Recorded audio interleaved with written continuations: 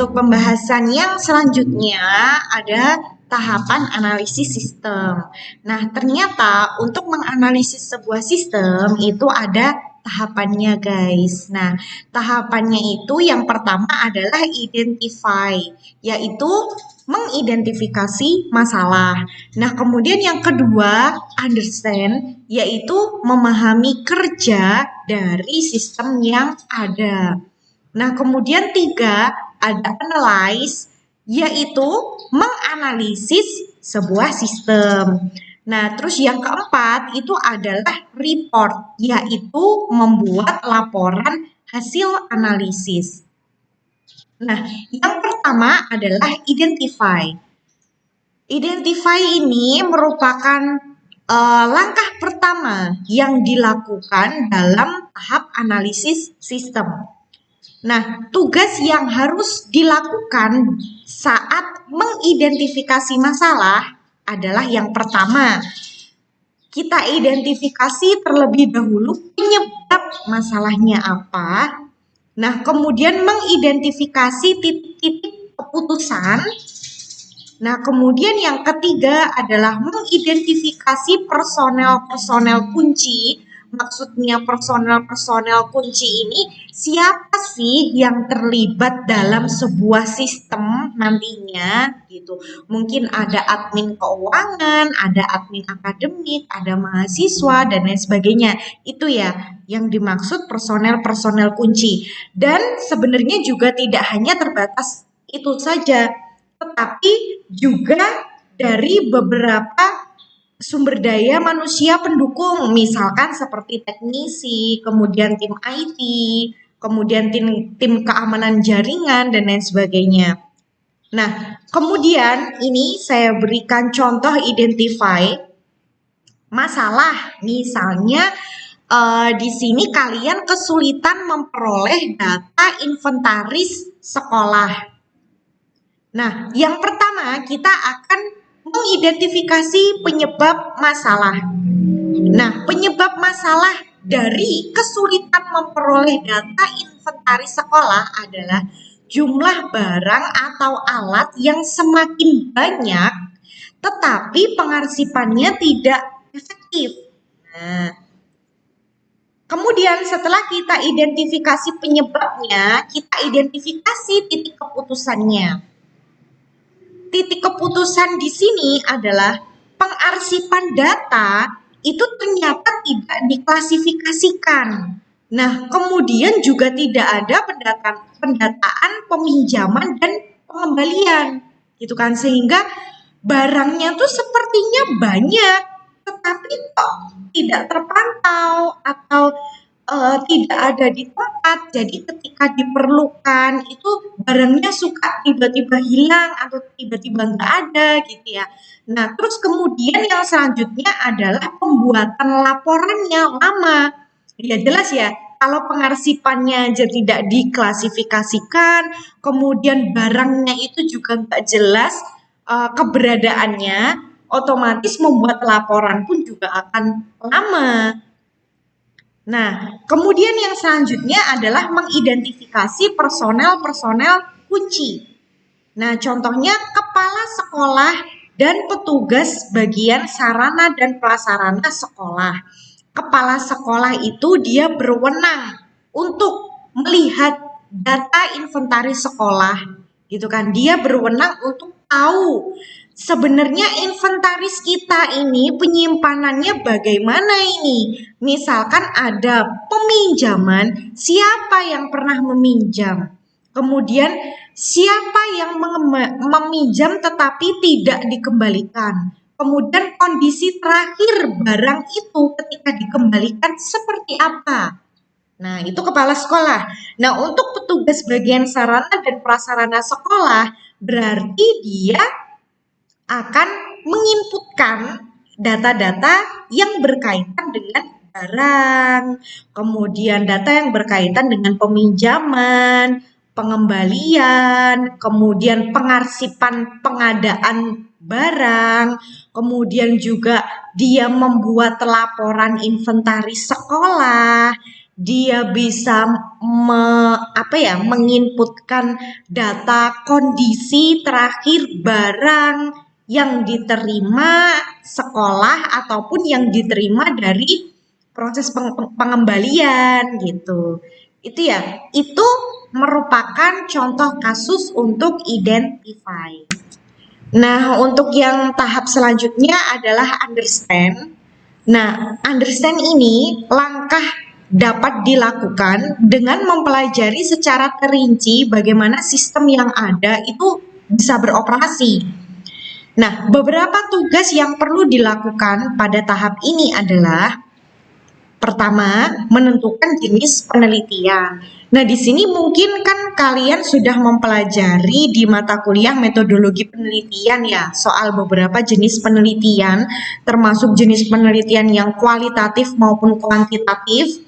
Ada penelitian yang dia mencari data itu harus menggunakan kuesioner, tetapi ada juga beberapa jenis penelitian itu yang datanya diambil dari literatur. Ada juga penelitian yang dia datanya itu diambil dari wawancara atau observasi. Nah, ini kita tentukan dulu nih jenis penelitian atau jenis proyek kita ini apa dan bagaimana ini nanti ketika kita mau mengeksekusi data-data yang ada di sana. Nah, kemudian yang kedua adalah merencanakan jadwal penelitian.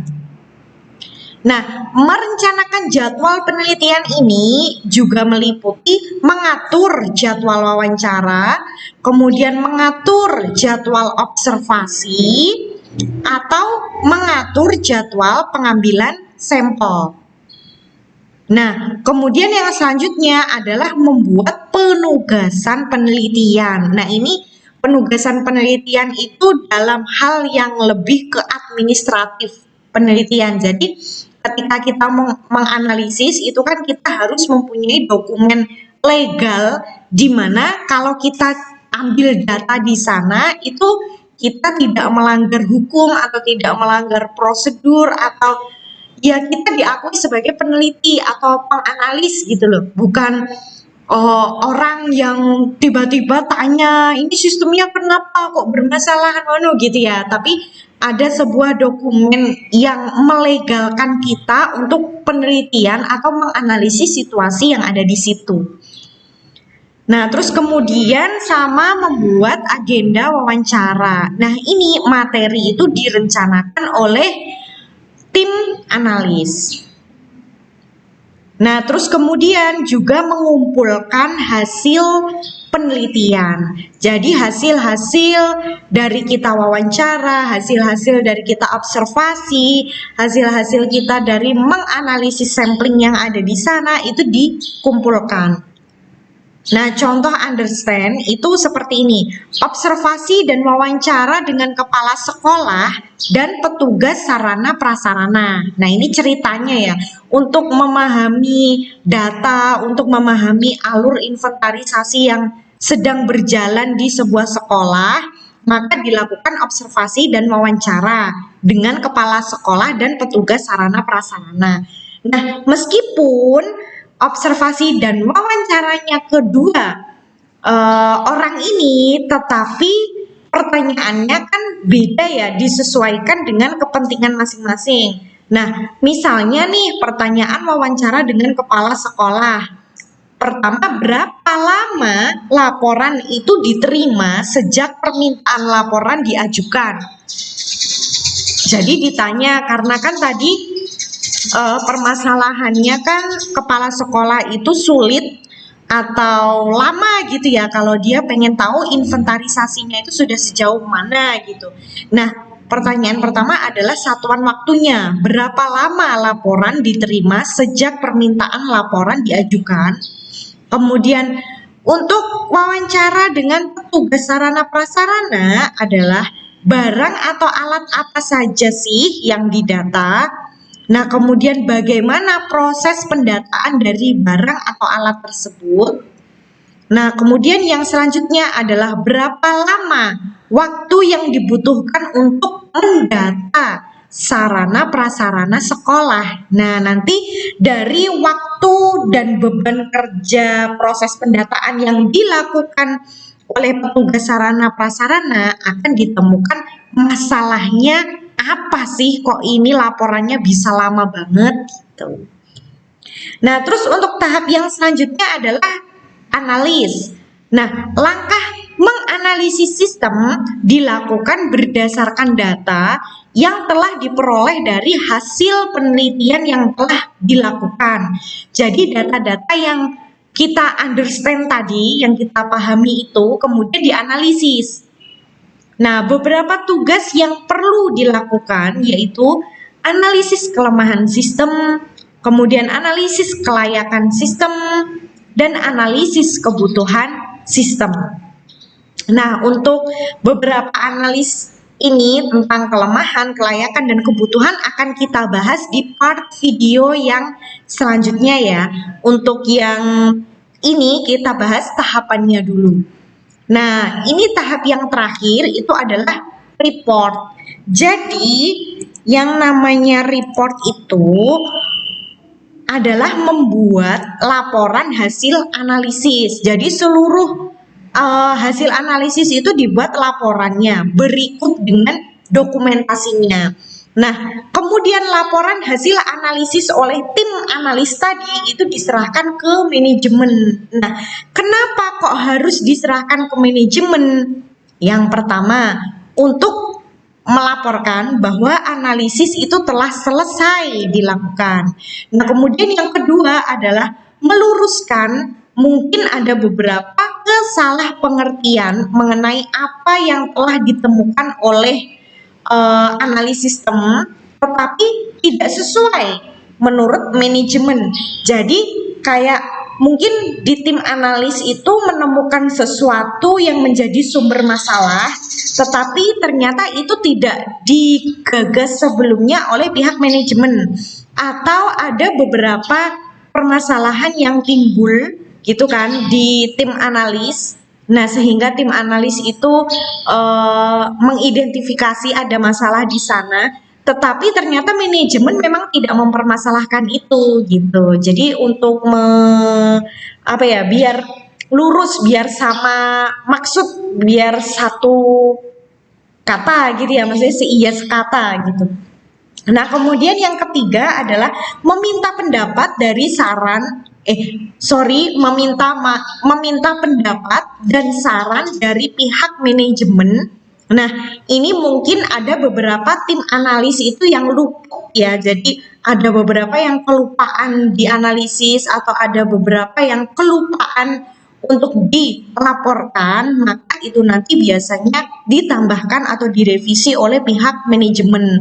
Nah, kemudian yang selanjutnya adalah meminta persetujuan kepada pihak manajemen untuk melakukan tindakan yang selanjutnya. Jadi kan setelah kita menganalisis, kita sudah seiya sekata masalahnya di sini dan solusinya yang ingin dicapai adalah ini.